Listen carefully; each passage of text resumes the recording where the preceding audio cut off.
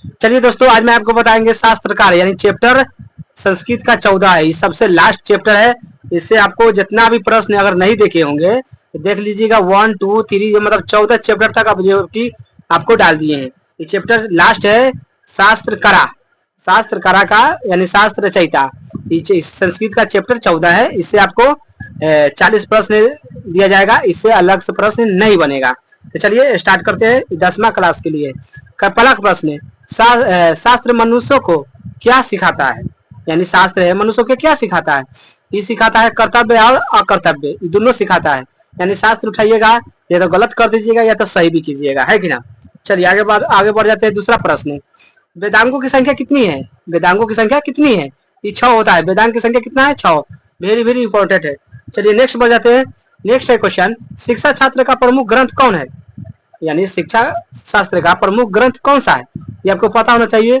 पाणिनीय शिक्षा। कौन है? पाणिनीय शिक्षा। पाणिनीय शिक्षा। चलिए आगे बढ़ जाते हैं। अगला प्रश्न संस्कृत शास्त्रों में प्रमुख विषय कौन सा है? ये कौन सा है? वेद, वेदांग और दर्शन शास्त्र, ये तीनों है। वेद, वेदांग और दर्शन शास्त्र। चलिए आगे बढ़ जाते हैं। अगला प्रश्न है, शास्त्र की परिभाषा क्या है? शास्त्र की परिभाषा क्या है? शास्त्र की परिभाषा है आपको ज्ञान की शासक। क्या है? ज्ञान की शासक। चलिए नेक्स्ट बढ़ जाते हैं। नेक्स्ट प्रश्न है, वेदांगों में कौन सी शास्त्र शामिल है? तो आपको पता होना चाहिए शिक्षा और कल्प और व्याकरण, ये तीनों शामिल है। चलिए नेक्स्ट बढ़ जाते हैं। नेक्स्ट क्वेश्चन है, भारतीय दर्शन शास्त्र के प्रवर्तक कौन है? तो भारतीय दर्शन शास्त्र के प्रवर्तक कौन है? तो आपको पता होना चाहिए कपिल, पतंजलि और गौतम, ये तीनों है भारतीय दर्शन शास्त्र का प्रवर्तक। चलिए आगे बढ़ जाते हैं। अगला प्रश्न है, ज्योतिष शास्त्र के अंतर्गत कौन से विषय आते हैं? तो ज्योतिष में कौन सा आते हैं? खगोल और विज्ञान, गणित। खगोल, विज्ञान और गणित सब आता है।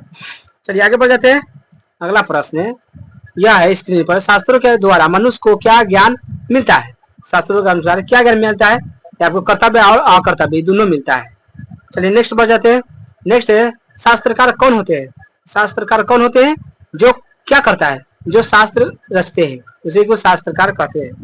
चलिए आगे वेदांग में कौन सा शास्त्र कर्मकांड है? तो वेदांग में कौन सा शास्त्र कर्मकांड ग्रंथ है? ये आपको पता है कल्प। क्या है? कल्प। चलिए नेक्स्ट बढ़ जाते हैं। अगला प्रश्न ये रहा स्क्रीन पर। क्या कहता है, वेदांगों के प्रमुख रचनाकार कौन है? तो वेदांगों का रचनाकार कौन है? तो ये आपको पता होना चाहिए बौद्धनायन और भारद्वाज और गौतम, ये तीनों है। चलिए नेक्स्ट बढ़ जाते हैं। नेक्स्ट क्वेश्चन है, दर्शन शास्त्र के प्रवर्तक कौन है? दर्शन शास्त्र के प्रवर्तक कौन है? कपिल, पतंजलि और गौतम, ये तीनों है। चलिए नेक्स्ट बढ़ जाते हैं। नेक्स्ट है क्वेश्चन, संस्कृत शास्त्रों में विज्ञान के प्रमुख शास्त्र कौन से है? ये आपको पता होना चाहिए खगोल, विज्ञान और गणित। चलिए नेक्स्ट बढ़ जाते हैं। नेक्स्ट क्वेश्चन है, शास्त्रों में क्या कहता है? शास्त्रों में धार्मिक सांस्कृतिक विषय का ज्ञान किससे मिलता है? तो शास्त्रों में किससे मिलता है? शास्त्र से ही मिलेगा, है कि ना। नेक्स्ट बढ़ जाते हैं। नेक्स्ट क्वेश्चन है, शास्त्रकारा पाठ में किस प्रकार के ज्ञान की चर्चा की गई है? ज्ञान किस चर्चा किया गया है? धार्मिक का। कैसा? धार्मिक का चर्चा किया गया है। चलिए आगे बढ़ जाते हैं। अगला प्रश्न है, किस शास्त्र में संस्कृत भाषा की उच्चारण प्रकृत वर्णन है? तो किसमें है? आपको पता है शिक्षा में। शिक्षा में ही वर्णन है। नेक्स्ट बढ़ जाते हैं। नेक्स्ट क्वेश्चन है, शास्त्र के प्रवर्तकों की सूची में कौन सा नाम शामिल नहीं है? तो कौन सा नाम शामिल नहीं है? तो गणेश शामिल नहीं है, गणेश। आगे बढ़ जाते हैं। अगला है, वेदांगों की निरुक्त प्रमुख कार्य क्या है? ये आपको पता होता है वेदार्थ बोध। वेदार्थ बोध। नेक्स्ट बढ़ जाते हैं। नेक्स्ट क्वेश्चन है, शास्त्रकार कौन होते हैं? तो आपको पता होना चाहिए जो क्या करता है? लेखक होता है। क्या होता है? लेखक। चलिए आगे बढ़ जाते हैं। अगला प्रश्न है, पाणिनीय शिक्षा किस प्रकार का ग्रंथ है? ये आपको पता है भाषा है। क्या है? भाषा। नेक्स्ट बढ़ जाते हैं। नेक्स्ट क्वेश्चन है, भारतीय शास्त्रों की कितनी प्रमुख शाखा है? शाखा कितना होता है? 6। आगे बढ़ जाते हैं। क्या है?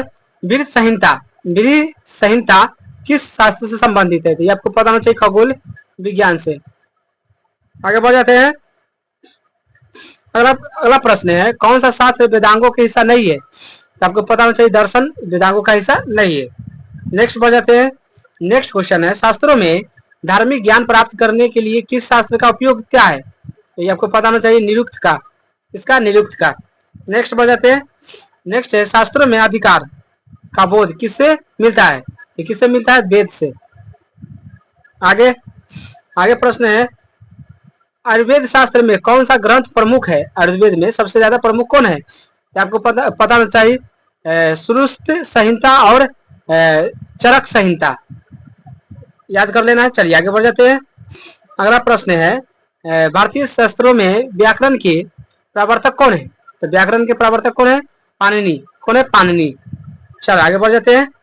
अगला प्रश्न है, मीमांस दर्शन के प्रवर्तक कौन है? मीमांस का, ये आपको पता होना चाहिए जैमिनी। कौन है? जैमिनी। चलिए नेक्स्ट बढ़ जाते हैं। नेक्स्ट क्वेश्चन है, कौन सा ग्रंथ ज्योतिष शास्त्र से संबंधित है?